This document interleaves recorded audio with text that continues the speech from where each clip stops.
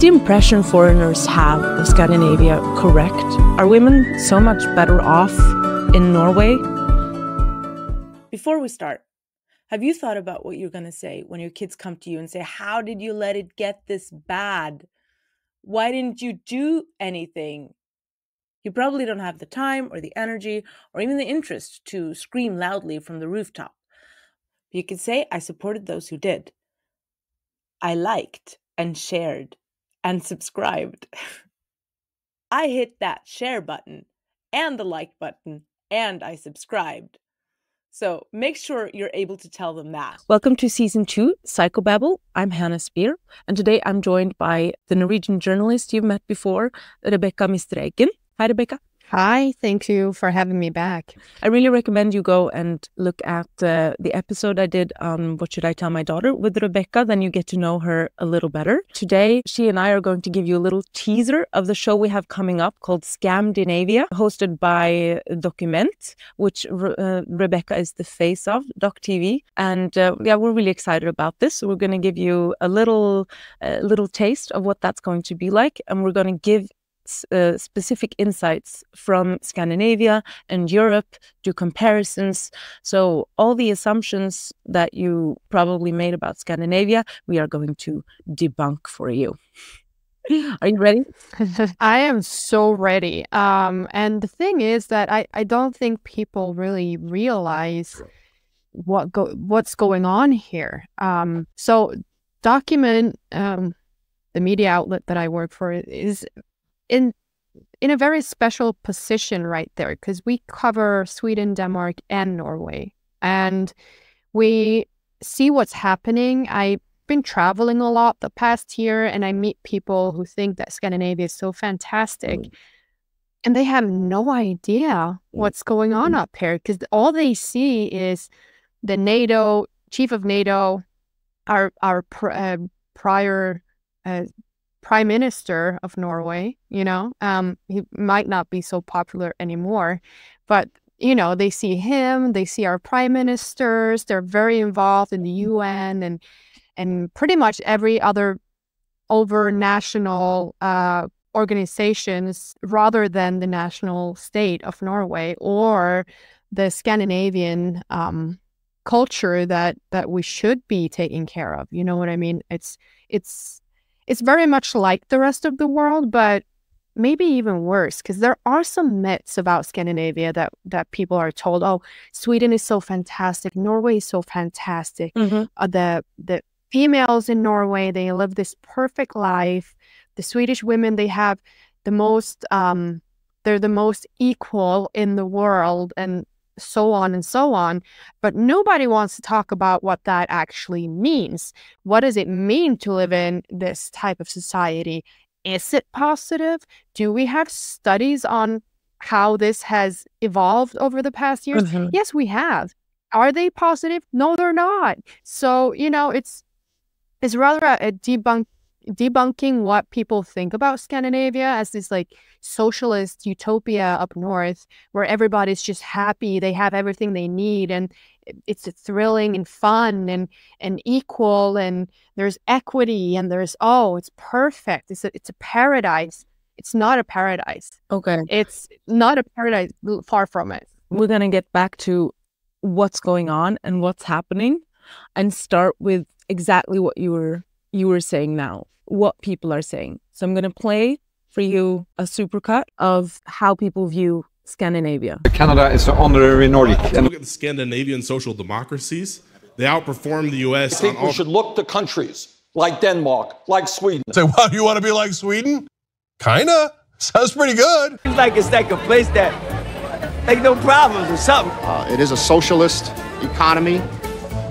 Volvos and socialized medicine. 1 year fully paid leave. I hear the Republican attack ad right now. He wants America to look more like Scandinavia. That's right. Do you want to be like Sweden? Duh, yeah, we do. Even Iraq. Yes, Iraq. You're joking. I am not joking. This was a huge media debate in Iraq, also in Sweden. They don't want Swedish conditions, which is a It's a term in Norwegian which we use about Sweden, because Sweden has so much immigration. They're on the brink of being bankrupt, the entire country. And the violence of the clan society that they have imported to their country, it's just, there's no-go zones. People don't want to be anywhere near it. There's been children shot in crossfires. They tell you, oh, no, it's not dangerous for the normal person or human. Yeah, people get caught in the crossfire in this gang violence. There's a bomb every other day. There's huge problems. And you want to be like Sweden? Well, be my guest. Go be like Sweden, because that is a shithole country. Let's just put that straight. That is the one thing. You want to be like Sweden. There's no problems. There's heaps of problems. There's financial problems. There's social problems. There's problems of murder, violence, bombs, gangs, drugs, you name it. If there's any type of problem, we have it. Even in Norway, we have imported fights between tribes. It was last summer, there was a tribe fight in Bergen. Where, in Bergen? Yeah, in Bergen. Tribes of... from two different African tribes having it out on the streets of Bergen. Like, you can't make this shit up. I'm sorry, but you can't. And let's debunk the third thing. Social medicine. So free Medicare, right? What if I told you that every politician and most of the public hired people have private health insurance in Norway?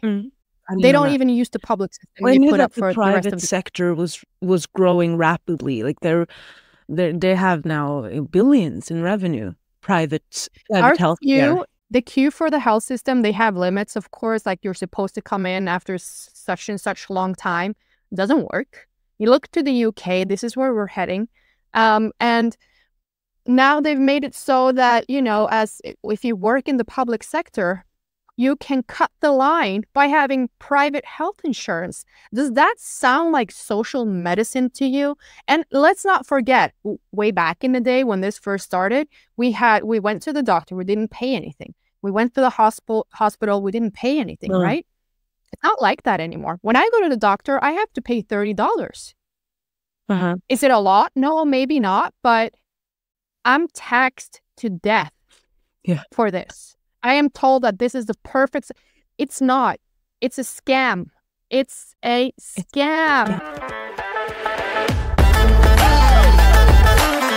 Being active all the time and incorporating that into your everyday life is easier said than done. For me, it really helped when I found Pitch Fitness Center, a premium wellness gym. It's not just your run-of-the-mill fitness center with white walls and vinyl floor, smells like a school gym. This place really gives you that hotel spa feeling. And the best thing as a mom is that it has this kids club, which is amazing. My kids really like to go there. We go every day, even on Sundays. It's so good that even when I'm too lazy to work out, my kids force me to go anyway, and then I go to the wellness area. They even have a steam bath, a biosauna, a Finnish sauna, and a quiet room where you can lie down. I usually fall asleep a little bit, and afterwards I feel so pampered, and my kids have had the time of their lives. So please go and check it out. The link is in the description, and you can give them a promo code. It's What Should I Tell My Daughter, and you'll get a discount.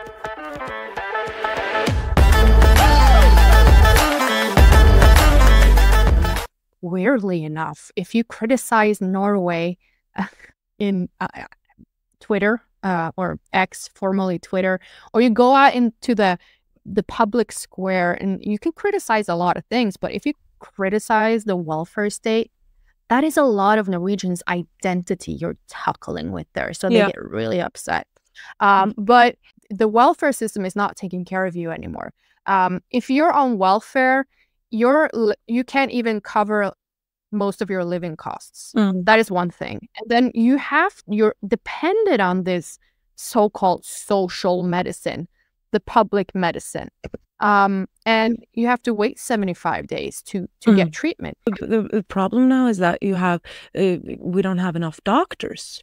So in the districts, and remember this if you're not from Norway, it's a huge country The population is small, but the country is huge. They're vast.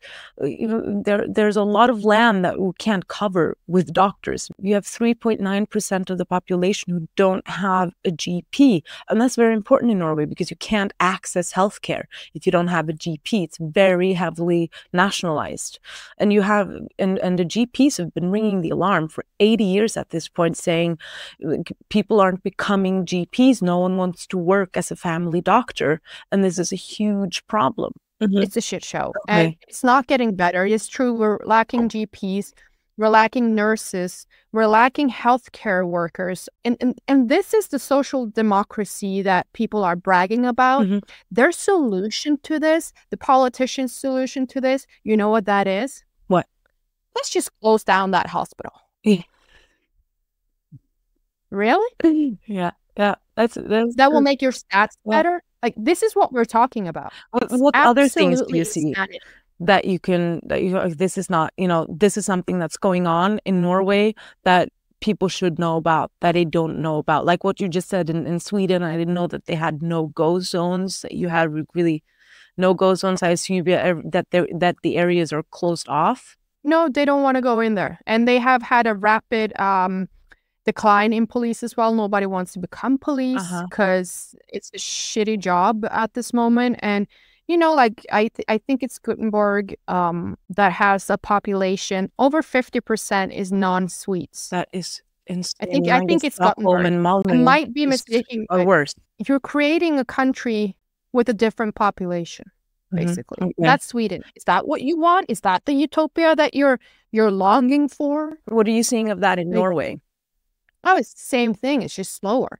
So, and I thought that was extremely funny with the Iraqis, because what happened in Iraq, just to go back to the beginning of the story, is that they have so much gang, clan violence in Sweden. It's absolutely all-consuming for everybody. And so what happened was that these are usually immigrants. They're immigrants that operates these gangs. And so this particular gang leader went to Iraq, probably because he has a double citizenship or something. Like, why else would you go to Iraq, right? And we know that people escape to countries where they can't, the government can't come get you out of there to punish you, right? What happened was that some other person from Sweden, from the gangs, traveled down there and shot him in broad daylight in Baghdad. 15 shots. Pop, pop, pop, pop, pop. Bye, goodbye, you're killed. And the Iraqi people like, hold on, we struggle with ISIS. We struggle with other things. We don't need Swedish conditions to come down here and hunt us. And I know I'm laughing about it but it's hysterical. Like, how did this happen? But in Norway, we have the same issue. We have those same gangs coming over the border. We have had bombs, explosions, shootings, gang violence. It's happening here as well. For a long time, our politicians denied that there was ever such a thing as Swedish conditions. Now we're like, oh, well, we have our own now because people are getting shot and murdered, stabbed, robbed, degraded is a huge thing both in Sweden and Norway. Degraded. There's young boys. They go after ethnical Norwegian boys, and they don't only rob them, but they do it in such a degrading way. They humiliate humiliate them. They humiliate them and put it online. So it would be like peeing in their face, making them kiss their shoes. We talk about the story from Sweden. Time flies so fast, so I can't remember if it was 2 years ago or longer, but these two young boys that was kidnapped off the sidewalk into a cemetery and raped with sticks up their ass and humiliated and almost buried alive for 12 hours until someone came by.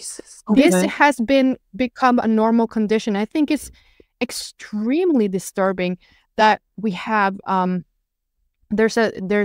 government in Sweden now is trying to prepared the Swedes for war, because Russia might be invading, right? And that's what they're talking about. They're not talking about the war that every Swede lives in every day, every minute of every day. Right.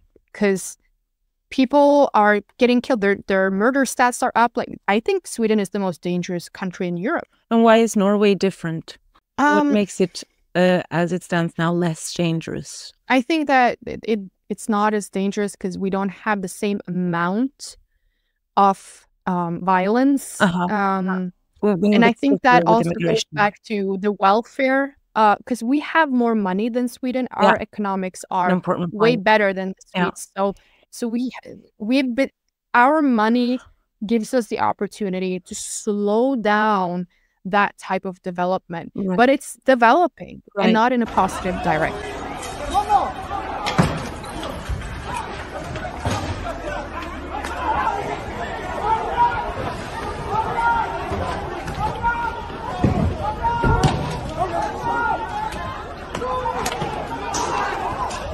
Let's talk about women. Let's talk about when I moved from Norway when I was 18, lived there a little bit again in my 20s after I finished studying, and then I moved out again. So I have a very different picture than you do. What do you see as a Norwegian woman? Yeah, as a grown Norwegian woman, what do you see in yourself and women around you? Are women better off in Norway? Are women better off in Norway in comparison to Afghanistan? Yes, for sure we are. Are we better off than the US? Maybe not. Because the thing is that Scandinavia, and especially, I know that Sweden has a reputation of being the most equal country in the world, or was at some point. And Norway has us. We always compete with Sweden in being a more of the moralist in the world, so to speak. And equality is very, very high on the agenda. But what is equality? I think we failed because we're talking about equality as equity. And we have been doing that in Scandinavia for years before even equity was used as a political term, right? So we're talking about, okay, we have the same value, we have the same rights. What we, as human beings, we have the same rights, the value, and in the court of law, we're equal, right? But that's not the case.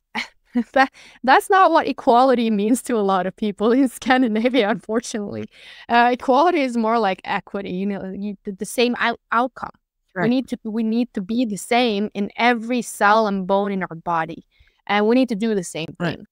This episode is also sponsored by Violet Nails, where I've been going to for years. It has a bunch of things from eyebrows and massages, mani-pedis, and the result is always so smooth and elegant. And the best thing, I think, is that the treatment never lasts longer than planned, which is important when you have places to go and kids and all of that. You can sit in a massage chair while you get your treatment and listen to music. It's a really good time out. So go to the link below and check it out.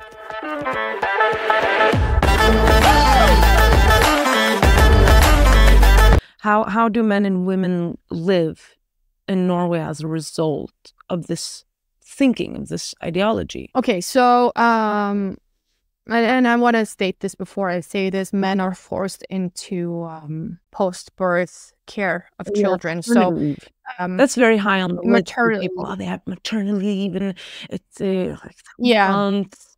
Well, they take time from mom and give it to dad, and dad has to use it, or else nobody uses it. Okay. Right? So so what you can see, like in the what that means, because people don't know what's happened, and there have been a couple of changes in recent years in the maternity and paternity leave reforms. They had I mean, it is a year, like Bernie Sanders said on this video. It's a year, and it used to be that mom could choose to take the vast majority of that leave up until, the father had 2 weeks or so, really the majority of that. And then now it's changed so that it's split equally into 3 parts.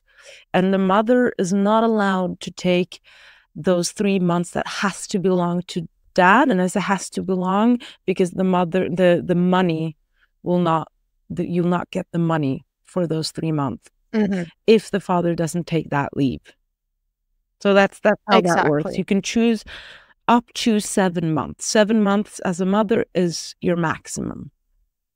So that's more than any other country already, but it's not a year for a mother, they say. And the result of that is last year, 48% of mothers took unpaid leave to stay longer with their babies. So there's clearly a need and a wish on the side of the mother that now isn't being fulfilled.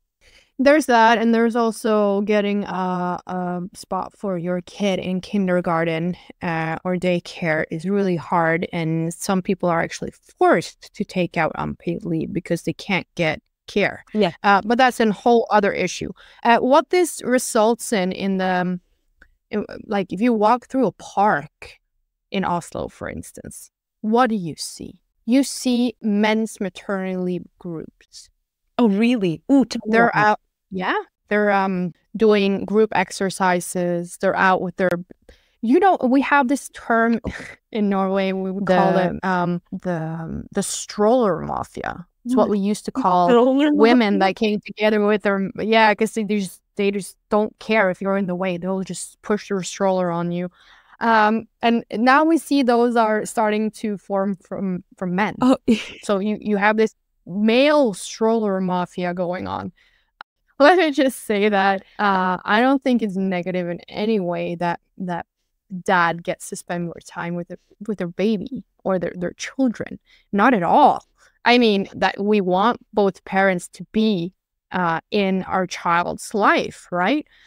Problem is that you have to send your kid off to kindergarten at 1 year old, no language, no nothing. Like, it's just with complete strangers because mommy and daddy has to work. There is no way to live off one salary in Norway. No way. That's very not interesting. Even that's very discussable. Why? So why mom cannot choose to be. No, that's how they made society. They need the taxpayer. They need a tax from the workers, and they made a society where both parents have to work.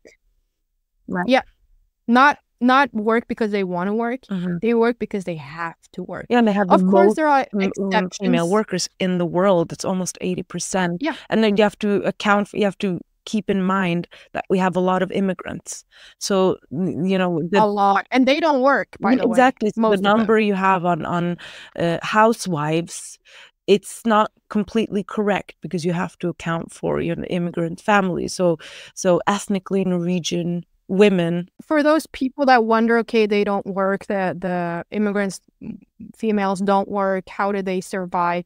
They get up to about $100,000 in welfare. They get a lot of welfare. If you're a Norwegian person, an ethnical Norwegian person, grew up in Norway, pay tax all your life, you don't get those benefits the same way. Let me just say that's positive discrimination. But yeah, you can't survive on one pay unless your spouse is someone that makes a lot of money. But even making a lot of money in Norway is really hard unless you're licking some MP's ass, because it's only like public sector where you can really make a lot of money off of crushing other people underneath you. So being a business owner, being a successful business owner in Norway is actually really hard. Everything's centralized. Everything's controlled by government. Not everything, but I'm pushing it a little bit here. But it's hard. It's not the same. It's not the same rules. You're gonna get taxed to death. There's a reason why, and this is tragic but comical. Our richest people of Norway, they are now living in Switzerland. Why is that? Because they are. They are coming to Switzerland. They moved to Switzerland. A lot of people are following because they don't want to be. They get taxed on.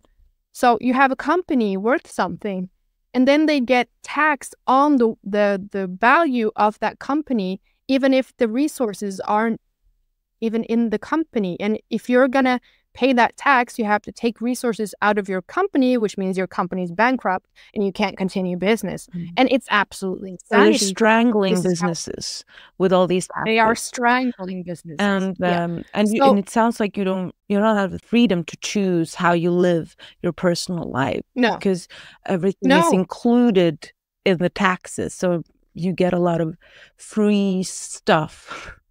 Like this daycare option, right? So if you want to be a housewife, if you want to be at home with your kids until they're, let's say, with school age, the rich way. The rich There's can. No way. If you follow your husband to Switzerland, you can. Yeah. Like I did. No, but we had this discussion in the pandemic. We were really lonely and we missed our family. And I was like, should we move to Norway? Then we're surrounded by our family.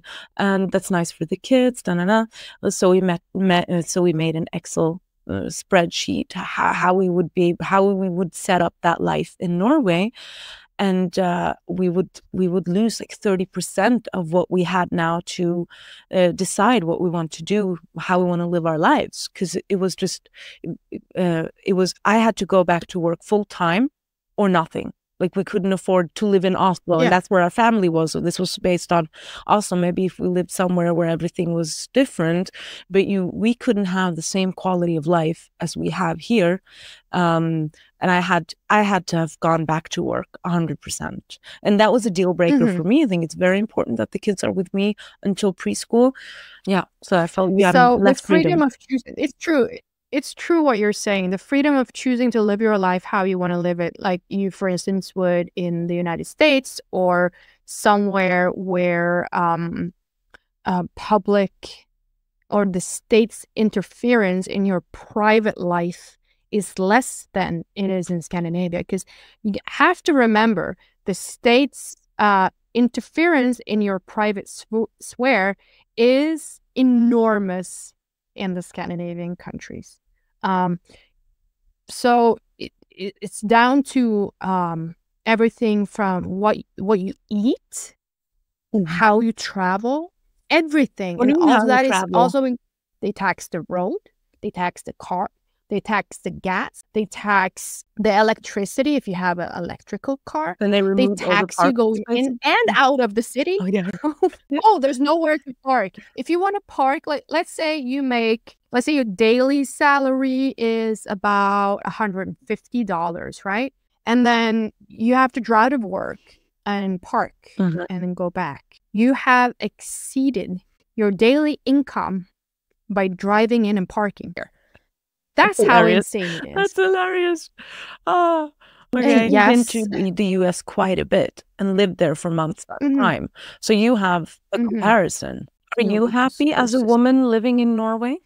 Oh, I prefer the United States any day when it comes to how I'm treated as a woman, for sure. So how are you treated as a woman there? So there's a difference from where you are in the United States, obviously, but where I usually go, that I don't have to touch a door handle.